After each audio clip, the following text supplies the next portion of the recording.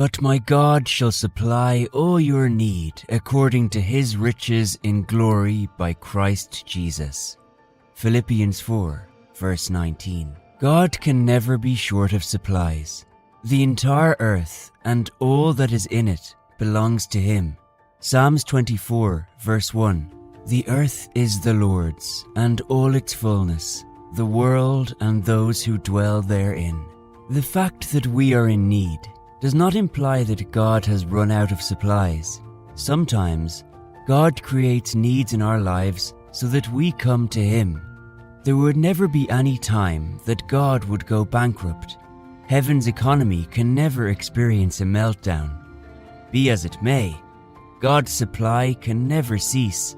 This is the advantage of the kingdom citizens. We have a bank in heaven that can never fail. Its supplies are constant. Deuteronomy 8, verses 1 to 5. Every commandment which I command you today, you must be careful to observe, that you may live and multiply, and go in and possess the land of which the Lord swore to your fathers. And you shall remember that the Lord your God led you all the way these 40 years in the wilderness, to humble you and test you, to know what was in your heart, whether you would keep his commandments or not. So he humbled you, allowed you to hunger, and fed you with manna, which you did not know, nor did your fathers know, that he might make you know that man shall not live by bread alone, but man lives by every word that proceeds from the mouth of the Lord. Your garments did not wear out in you, nor did your foot swell these 40 years. You should know in your heart that as a man chastens his son, so the Lord your God chastens you. The fact that you are in need does not prove that God has exhausted his supplies. No. Sometimes we go through hard times for God to test our obedience and for him to show us his glory. The reason the children of Israel had to suffer hunger for a while in the wilderness was for them to know that there is a God who can supply their needs. If they had gotten manna the first day, they would not have appreciated it the way they did later. Our obedience to God is also tested in our times of need. So many believers only profess to love God with their mouths, but hard times have proven their love for God to be false and based on the supplies they had previously received from him. Yes, God can provide for our needs, but he wants to know whether our love for him is unconditional. The devil argued that the reason Job was faithful to God was that God gave him all that he needed and protected him from all evil. So Satan answered the Lord and said, "Does Job fear God for nothing? Have you not made a hedge around him, around his household, and around all that he has on every side? You have blessed the work of his hands, and his possessions have increased in the land. But now, stretch out your hand and touch all that he has, and he will surely curse you to your face." Job 1, verses 9 to 11. God knew that the devil's assertions were false and baseless, but he still exposed Job to the destructive force of the devil. Despite the fact that Job lost all that he had, he loved God still, because his love for God was not based on what he had. Sometimes the hardness we feel could be because of an ongoing argument in heaven about our loyalty and love to God. We need to learn to draw closer to God in hard times so that his glory might be revealed in us. There is such a thing as divine provision, and it will be great if all believers would get the revelation of that reality. God can supernaturally bless a man and mysteriously supply his needs. A very good example in the Bible of such a man who received God's supernatural blessing was Obed-Edom. Prior to that time, Uzzah had died because he tried to rescue the Ark of the Covenant from falling, and David was scared of bringing the Ark to Jerusalem, so he ordered that it be kept in the house of Obed-Edom. In 3 months, God blessed Obed-Edom to the point that he was noised abroad. Second Book of Samuel, chapter 6, verses 9 to 12. David was afraid of the Lord that day, and he said, "How can the ark of the Lord come to me?"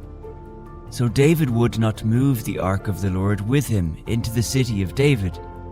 But David took it aside into the house of Obed-Edom the Gittite. The ark of the Lord remained in the house of Obed-Edom the Gittite 3 months, and the Lord blessed Obed-Edom and all his household. Now it was told King David, saying, "The Lord has blessed the house of Obed-Edom and all that belongs to him, because of the ark of God." So David went and brought up the ark of God from the house of Obed-Edom to the city of David with gladness. The Bible didn't tell us how God blessed Obed-Edom or what sort of work he did in 3 months. All we know about him is that his story changed in no time.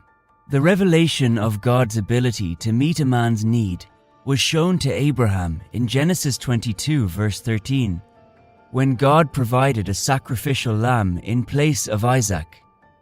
It was this provisional dimension of God which Abraham saw that made him to name God as Jehovah-Jireh, Genesis 22, verse 14. And Abraham called the name of the place, "The Lord will provide." As it is said to this day, "In the mount of the Lord it shall be provided."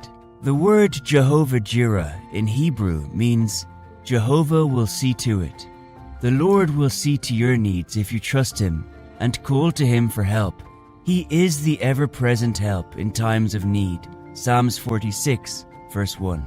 Each time you are in need, don't be too overwhelmed by your worries to forget how God had met your needs at previous times.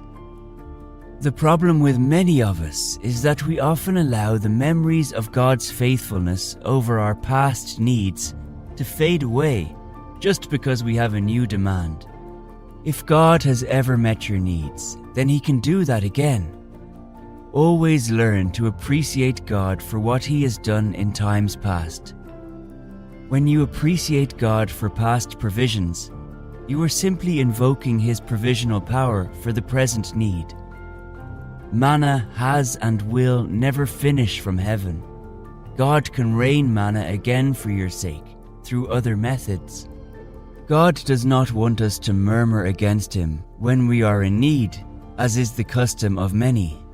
Rather, he would have us pray to him for our supplies. Jesus taught us to pray to God for our daily bread, and he warned us not to be overly conscious of what we need for life, as to be worried about them, thereby robbing ourselves of the joy that we are entitled to possess. Casting all your care upon him, for he careth for you. 1 Peter 5, verse 7. Deuteronomy 8, verses 18 to 20. And you shall remember the Lord your God, for it is he who gives you power to get wealth, that he may establish his covenant, which he swore to your fathers, as it is this day. Then it shall be, if you by any means forget the Lord your God, and follow other gods, and serve them and worship them, I testify against you this day that you shall surely perish. As the nations which the Lord destroys before you, so you shall perish, because you would not be obedient to the voice of the Lord your God.